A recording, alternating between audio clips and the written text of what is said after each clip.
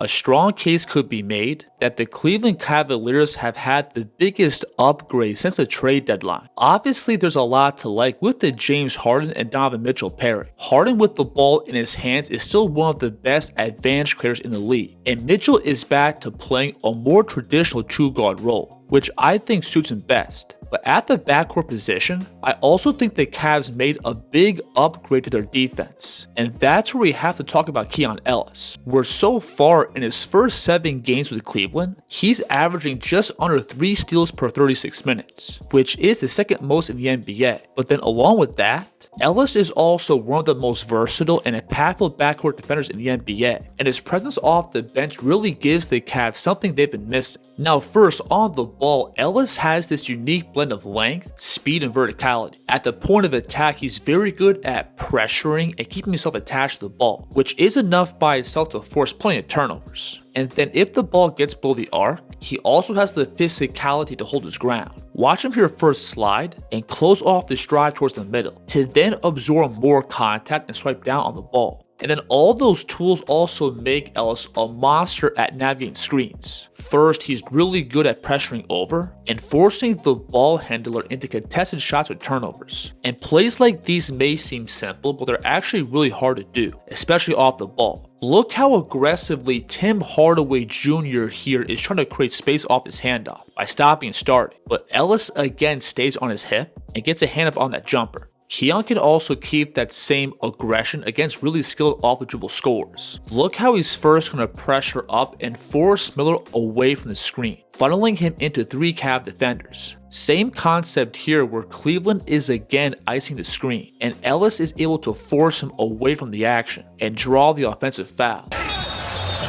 An offensive foul. So that ability to pressure and contain the ball, plus fight through screens, is more than enough to make Ellis a top-tier backcourt defender. But what I think truly separates him is his verticality. While Ellis is listed at just 6'4", his presence feels a lot bigger. He's got a 6'9" wingspan, good pop off the floor, plus elite timing on or off the ball. In pick and roll, he's great at trailing the ball and making plays from behind, or just shoot up and eliminate shots while guarding the ball in open space. Look how the offense first attacks his body before he elevates, but Ellis has the control to eat that contact, to then teleport up and swap this finish. Now all those tools from Ellis' speed, length, and overall instincts carry over to his play off the ball. First, when playing in the gap, Ellis is very destructive, being able to dig down and make plays on the ball, or scramble back out and recover the shooters. That speed also leads to him forcing a lot of turnovers. Watch him here just simply stunt down,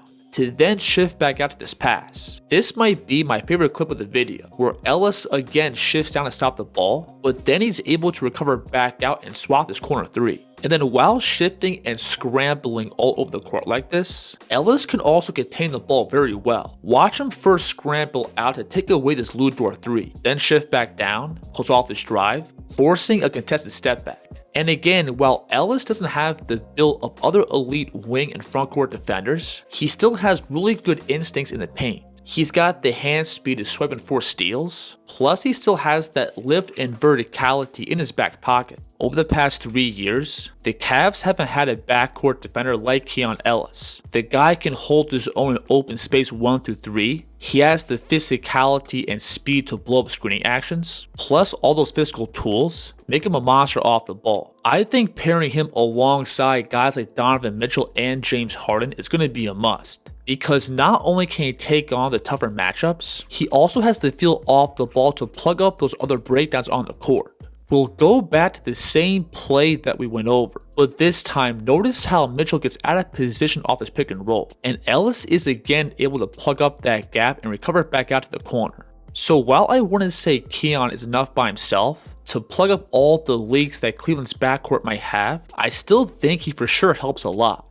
And I think pairing him with defensive liabilities will have a major impact for the Cavs come playoff time. Now let's switch things over and look at Ellis' play on offense. And honestly, on this side of the ball, I don't see him moving the needle much. I think for Cleveland going forward, the play of Mitchell, Harden, and Mobley is obviously going to be the foundation for this team's creation and scoring. But with that core, I do think Ellis can fill in the blanks as a spot-up shooter. The numbers so far with Cleveland are down, but he has shown in the past that he's more than capable of shooting over 35% from 3. Plus, I think Cleveland generally has better talent than Sacramento, so Keon's shot quality should be much higher.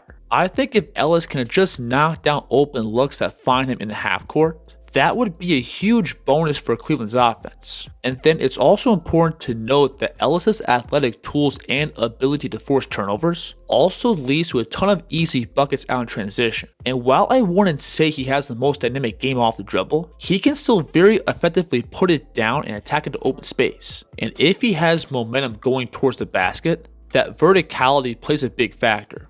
So again, compared to his teammates, I don't think Keon is going to have a game-changing impact on offense, but if he can just knock down open looks in the half court and find easy looks in transition with his defense and athleticism, I think he can easily score an efficient 10 plus points per game. That combined with him being an elite backcourt defender is going to make him a vital piece come playoff time.